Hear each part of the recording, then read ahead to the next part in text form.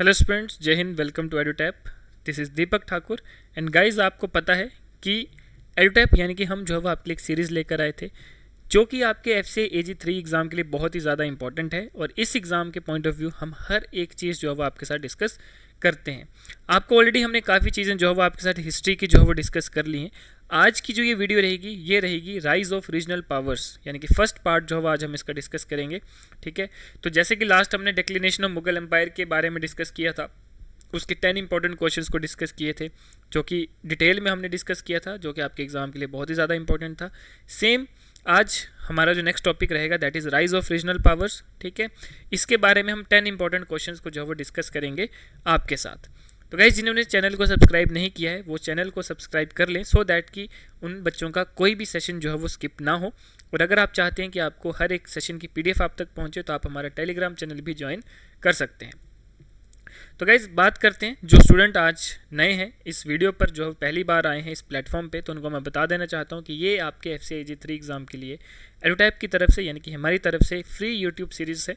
ठीक है, और इसका शेड्यूल है मंडे टू फ्राइडे रोज़ दोपहर 2 बजे जो है वो आपको ये वीडियो देखने को मिलती है, जिसमें हर रोज़ अलग अलग टीचर्स जो है वो अलग अलग सब्जेक्ट्स के ऊपर अलग अलग इंपॉर्टेंट टॉपिक्स के ऊपर 10 इंपॉर्टेंट क्वेश्चंस को जो है वो डिटेल में डिस्कस करते हैं। गाइस, चलते हैं आज के सीरीज़ में, आज के सेशन में। और आज के सेशन का पहला क्वेश्चन है, which of the following rulers was the founder of the autonomous state of Awadh. कौन सा ऐसा रूलर है जो कि अवध का जो है वो फाउंडर है। आपके ऑप्शन ए है अलीवर्दी खान, बी है निज़ाम उल मुल्क, सी है सफदार जंग, डी है सादत खान और ई है हैदर अली। 5 ऑप्शन आपके पास है, आपने बताना है कौन सा ऑप्शन जो है वो आपका करेक्ट है। तो बात करें अगर हम सही ऑप्शन की तो वो है ऑप्शन डी यानी कि सादत खान। तो सादत खान बुरहान उल मुल्क, इन्होंने क्या करा था, he established Awadh as an autonomous state in 1722 AD में। 1722 में जो है अवध को इन्होंने एस्टेब्लिश किया था। Though he was appointed as the governor by the Mughal emperor. ठीक है, उस टाइम जो है उन्होंने इसको मुगल एम्पर के द्वारा गवर्नर जो है वो बनाया गया।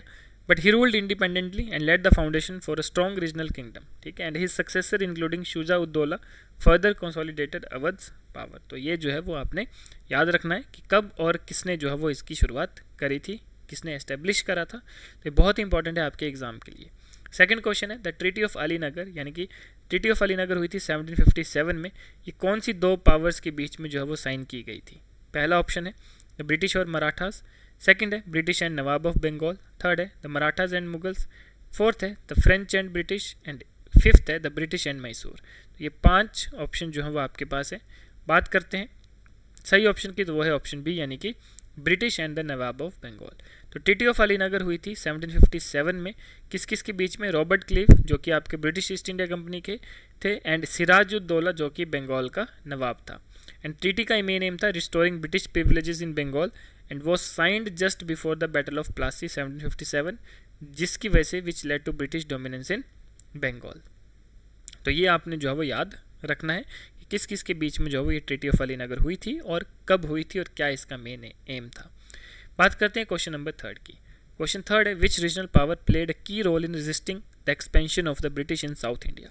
कौन सी ऐसी रीजनल पावर है जिसने काफ़ी बड़ा रोल जो है वो प्ले किया था in resisting the expansion of the British in south India. ठीक है, कि साउथ इंडिया पे जो है ब्रिटिश का एक्सपेंशन इतना ना हो पाए। तो ऑप्शन ए है नवाब ऑफ बंगाल, ऑप्शन बी है मैसूर अंडर हैदर अली एंड टीपू सुल्तान, सी है मराठास, डी है द जाट्स और भरतपुर, ई है द रोहिल्लास। तो ये 5 ऑप्शन आपको दिए हैं, आपने बताना है कौन सा जो है वो आपका ऑप्शन सही है। सही ऑप्शन की बात करते हैं, option B that is Mysore under Hyder Ali and Tipu Sultan. तो देखिए, जो किंगडम था मैसूर का, पहले हैदर अली, फिर उसके बाद इसका बेटा जो है टीपू सुल्तान जो कि इसका राजा बना था। ठीक है, इन्होंने जो है वो ब्रिटिश एक्सपेंशन को काफ़ी रेजिस्ट करा साउथ इंडिया में आने तक। ठीक है, जो इन्होंने देखो एंग्लो मैसूर वॉर भी हुई, जो एंग्लो मैसूर वॉर की बात करें 1767 से 1799 के बीच में चली, और एक सीरीज़ ऑफ कन्फ्लिक्ट था जहाँ पे मैसूर जो है वो ब्रिटिश के अगेंस्ट लड़ता रहा। ठीक है, मराठाज, निज़ाम ऑफ हैदराबाद, इन सब के अगेंस्ट जो है वो लड़ता रहा। And Tipu Sultan defeat in 1799। ठीक है, जब बैटल ऑफ सेरिंगपट्टम हुई थी, ठीक है, जिसकी वजह से मैसूर की रेजिस्टेंस जो है वो ख़त्म हो गई थी। ठीक है, तो ये कब, जब टीपू सुल्तान को हराया गया, कब, 1799 में in the battle of Seringapatam. ठीक है, तो ये आपने जो है वो याद रखना है। इसकी देखो, हम जब चीज़ों को डिटेल में एक्सप्लेन करते हैं आपके साथ, तो आप काफ़ी चीज़ें जो है वो एक्स्ट्रा भी जानते हैं और सीखते हैं, जो कि आपके एग्ज़ाम के लिए बहुत ही ज़्यादा इंपॉर्टेंट रहती हैं। बात करते हैं क्वेश्चन नंबर 4 की। क्वेश्चन 4 है which regional kingdom was founded by Nizam ul Mulk that is Asaf Shah in 1724। A है Mysore, B Awadh, C Hyderabad, D Bengal, E Punjab. सही ऑप्शन की बात करें तो वो है ऑप्शन सी यानी कि हैदराबाद। तो निज़ाम उल मुल्क असफ शाह जो कि जिन्होंने हैदराबाद की जो शुरुआत करी थी, एस्टेब्लिश किया था 1724 में, ठीक है। पहले ये मुगल के गवर्नर हुआ करते थे, उसके बाद इन्होंने जो है हैदराबाद को as a powerful regional kingdom जो है वो डेक्कन में एस्टेब्लिश किया, ठीक है। और इन्होंने 1948 तक जो है इसकी डायनेस्टी ने जो है वो यहाँ पे रूल किया। बात करते हैं क्वेश्चन नंबर 5 की। क्वेश्चन 5 है which regional power established control over Delhi in 1788 that symbolising the weakness of the Mughal emperor. तो कौन सा ऐसा जो है वो आपका रीजनल पावर है जिसने एस्टेब्लिश करा कंट्रोल दिल्ली के ऊपर इन 1788 में। तो ऑप्शन ए है द जाट्स, बी है मराठास, सी है रोहिलास, डी है सिख्स और ई है अफगान्स अंडर गुलाम कादिर। तो सही ऑप्शन की बात करें तो वो है ऑप्शन ई यानी कि the Afghans under Ghulam Qadir. देखिए 1788 में क्या हुआ था, गुलाम कादिर रोहिला एक अफगान लीडर थे, ठीक है, जिन्होंने दिल्ली पे रेड करा and deposed Mughal emperor Shah Alam II, ठीक है, और रॉयल ट्रेजरी को भी जो है वो ये लूट गए थे, ठीक है। इस इवेंट की वजह से क्या हुआ, तो डिक्लाइन ऑफ मुगल अथॉरिटी है, ठीक है, और जो रीजनल पावर्स की ग्रोथ है वो यहाँ पर जो है वो ज़्यादा देखने को मिल रही थी, ठीक है। बात करते हैं क्वेश्चन नंबर 6 की। क्वेश्चन नंबर 6 है who was the founder of the independent Sikh state in Punjab. कि कौन जो है फाउंडर था इंडिपेंडेंट सिख स्टेट का पंजाब में। ऑप्शन ए है बंदा सिंह बहादुर, बी है महाराजा रंजीत सिंह, सी है गुरु गोबिंद सिंह, डी है अहमद शाह अब्दाली और ई है दल खालसा लीडर्स। तो सही ऑप्शन की बात करें तो वो है ऑप्शन बी यानी कि महाराजा रंजीत सिंह। तो महाराजा रंजीत सिंह ने जो वो सिख एम्पायर की शुरुआत करी थी 1799 में and unified various Sikh micelles. जो अलग अलग क्लैंस जो थे वो 12 मिसलें जैसे आपको पता है सिख्स की थी, तो उनको जो है वो यूनिफाई करा और एक इंडिपेंडेंट किंगडम बनाया पंजाब में, ठीक है। इनके एडमिनिस्ट्रेशन में क्या हुआ था, काफ़ी मिलिट्री स्ट्रेंथ हुई थी, सेकुलर पॉलिसीज़ बनाई जाती थी, इकोनॉमिक प्रॉस्पेरिटी हुई थी, ठीक है। और ये एम्पायर जो था वो इंडिपेंडेंट रहा था जब तक ब्रिटिशर्स ने इसके ऊपर कैप्चर नहीं किया 1849 में। तब तक ये जो है वो एम्पायर पूरा जो था वो इंडिपेंडेंट था और एक स्ट्रॉन्ग एम्पायर जो था वो बन चुका था। बात करते हैं क्वेश्चन नंबर 7 की। क्वेश्चन 7 है what was the main reason behind the emergence of regional states in the 18th century. कि क्या मेन रीजन था, ठीक है, कि यहाँ पर रीजनल स्टेट्स, रीजनल पावर्स जो थी वो 18वीं शताब्दी में आपको ज़्यादा देखने को मिली। ऑप्शन ए है decline of Mughal central authority, B है rise of European trading companies, ठीक है, C spread of local rebellions, E है इकोनॉमिक प्रॉस्पेरिटी ऑफ इंडिया, ठीक है, एंड ई है ब्रिटिश एडमिनिस्ट्रेटिव पॉलिसी। तो ऑप्शन ए जो है वो आपका बिल्कुल सही है, जैसे कि आपको ऑलरेडी पता है, ठीक है, कि जब मुगल अथॉरिटी का जो है वो मतलब डिक्लिनेशन शुरू हुआ तब जो है आपका जो लोकल पावर्स थी, रीजनल स्टेट्स थी, वो भी ज़्यादा यहाँ पर देखने को मिल रही थी, ठीक है। तो ये आपका जो है वो सही ऑप्शन है। बात करते हैं क्वेश्चन नंबर 8 की। क्वेश्चन नंबर 8 की बात करें तो which Maratha leader that was responsible for expanding Maratha influence in north India during the 18th century.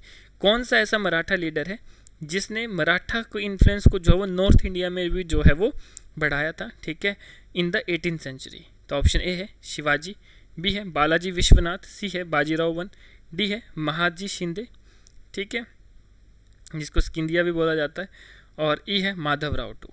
तो अगर हम बात करें आपके सही ऑप्शन की कि कौन सा ऐसा मराठा लीडर है, तो वह है ऑप्शन डी यानी कि महादजी शिंदे यानी कि स्किंदिया, ठीक है। तो महादजी शिंदे जो एक पावरफुल मराठा लीडर था जिसने काफ़ी एक क्रूशियल रोल जो है वो प्ले किया था restoring Maratha influence in north India.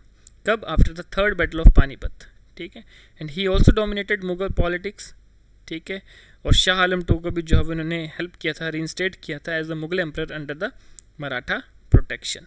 तो यहाँ पर जो है वो आपने ये नाम जो है वो याद रखना है जिसने की वजह से काफ़ी इन्फ्लुएंस हुई थी मराठा, ठीक है, नॉर्थ इंडिया में। तो महादजी शिंदे जो है वो आपने यह नाम जो है वो आपने याद रखना, अपने एग्ज़ाम के लिए बहुत ही ज़्यादा ज़रूरी जो है वो रहेगा। बात करते हैं क्वेश्चन नंबर 9 की। क्वेश्चन नंबर 9 है which European power played a major role in Indian politics during the decline of Mughals by supporting local rulers. कौन सा ऐसा यूरोपियन पावर है जिसने काफ़ी बड़ा रोल प्ले किया था इंडियन पॉलिटिक्स में during the declination of Mughal bye supporting local rulers? Option A है पुर्तगीज, बी है डच, सी है फ्रेंच, फोर्थ है ब्रिटिश और फिफ्थ है स्पेनिश। तो ऐसा कौन सा यूरोपियन पावर है, ठीक है, जिसने लोकल रूलर्स को सपोर्ट कर कर मुगल्स को जो है वो ख़त्म किया था? वो है ऑप्शन सी यानी कि फ्रेंच। तो फ्रेंच जो थे अंडर जोसेफ फ्रेंकोइस डुप्लेक्स, ठीक है, इन्होंने क्या करा था, इंटरवेन किया था इंडियन पॉलिटिक्स में। कैसे? जैसे लोकल रूलर्स को, जैसे कि चंदा साहिब है कर्नाटक में, मुजफ्फर जंग है हैदराबाद में, इनको सपोर्ट करके, ठीक है। और फ्रेंच का मेन एम था to counter British influence through military alliances, ठीक है। बट इनकी पावर जो है काफ़ी डिक्लाइन हो गई थी, काफ़ी कम हो गई थी आफ्टर द कार्नेटिक वॉर्स, जिसकी वजह से क्या हुआ, ब्रिटिश की डोमिनेंस ज़्यादा बढ़ गई थी। बात करते हैं आज के लास्ट क्वेश्चन, क्वेश्चन नंबर 10 की। क्वेश्चन 10 है which treaty marked the end of Maratha dominance in India and confirmed British supremacy? कौन सी जो है ट्रीटी है जिसमें मराठा की डोमिनेंस को जैसे आपको ख़त्म देखने को मिलती है और ब्रिटिश सुप्रीमेसी जो है वो आपकी कन्फर्म हो जाती है? तो कौन सी ट्रीटी है? ऑप्शन ए है ट्रीटी ऑफ सलबाई 1782, बी है ट्रीटी ऑफ बसेन 1802, सी है ट्रीटी ऑफ अलीनगर 1757, डी है ट्रीटी ऑफ अमृतसर 1809 और ट्रीटी ऑफ लाहौर 1846। तो अगर सही ऑप्शन की बात करें तो वो है ऑप्शन बी यानी कि ट्रीटी ऑफ बसेन। ट्रीटी ऑफ बसेन साइन हुई थी ब्रिटिश ईस्ट इंडिया कंपनी के बीच में और पेशवा बाजीराव टू के बीच में इन 1802। इस ट्रीटी में क्या होता है कि जो पेशवा हैं they agreed to accept British suzerainty, ठीक है, station British troops in his territory and seek British assistant in conflicts, ठीक है। एंड इसकी वजह से this treaty led to the second Anglo Maratha war, ठीक है, and effectively ended Maratha dominance that paving the way for British supremacy in India, ठीक है। तो इसके बाद जो ब्रिटिश ने पूरे भारत में जो है वो अपना रोल, अपना सुप्रीमेसी जो है वो कायम रखने का दबदबा संभाला, ठीक है। तो ये जो है वो आपके राइज ऑफ रीजनल पावर से रिलेटेड कुछ इंपॉर्टेंट क्वेश्चन है जो कि आपके एग्जाम के लिए बहुत ही ज़्यादा इंपॉर्टेंट है। आई नो कि हम जो है वो सारे क्वेश्चंस को एक पार्ट में डिस्कस नहीं कर पाए, इसीलिए ये आज फर्स्ट पार्ट है। नेक्स्ट उसमें जो है वो आपको सेकंड पार्ट इसी टॉपिक से जो है वो देखने को मिलेगा, जिसमें हम अनदर इंपॉर्टेंट 10 क्वेश्चंस डिस्कस करेंगे राइज ऑफ रीजनल पावर से रिलेटेड। तो इस हिसाब से आपका जो है वो ये वाला पार्ट भी हम जो है वो आपका कंप्लीट करवा देंगे। तो बने रहें हमारे साथ। बाकी जिसने चैनल सब्सक्राइब नहीं किया है वो चैनल सब्सक्राइब करें सो दैट कि आपका कोई भी सेशन मिस ना हो, कोई भी वीडियो, कोई भी आपका लेक्चर जो है वो मिस ना हो। और अगर आप चाहते हैं हर एक सेशन की PDF आप तक पहुँचे तो आप हमारा टेलीग्राम चैनल भी ज्वाइन कर सकते हैं। बाकी मोर इन्फॉर्मेशन के लिए आप गिवन नंबर पर कॉल कर सकते हैं। और आज के लिए इतना ही, मिलते हैं नेक्स्ट लेक्चर में, नेक्स्ट सेशन में। तब तक के लिए धन्यवाद, जय हिंद।